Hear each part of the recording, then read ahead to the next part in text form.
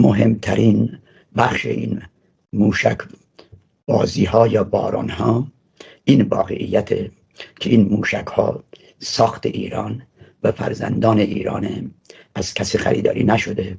یه عده خوب طبق معمول خود فروختن، طرفدار اسرائیلن، طرفدار خارجیان و مخالفتشون با جمهوری اسلامی رو به مخالفت با ایران، نیروهای نظامیش و امنیت کشور تبدیل کردن. من این گروه رو که نه فقط قبول ندارم، این گروه رو خائن میدونم. من در همون شروع این دعوا با بین حماس و اسرائیل 7 اکتبر یک حرف مهم زدم. من اعتقاد دارم مهم بود.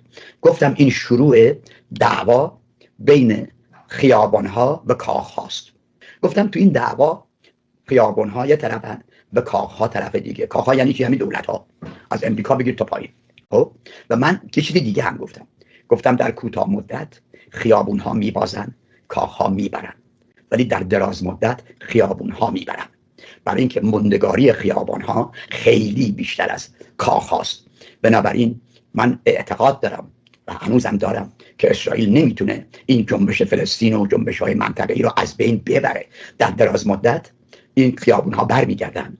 حزب الله جلوی اسرائیل برای ورود به لبنان وایستاده. تازه این شروعه. شما هر چی بیشتر بمونی بیشتر اینا رو میبینی.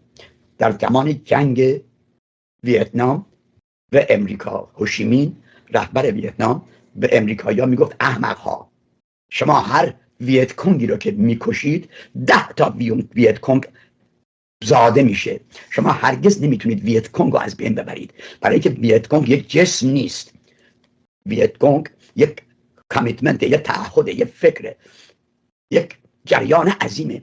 الان هم همینه. این اسرائیلیای احمق فکر میکنن با کشتن نصرالله و حنیه و امثالهم مسئله حل شده. نه، هر کدوم از اینا بمیرن، حنیه ها و عرض کنم که نصرالله های دیگری ظاهر میشن.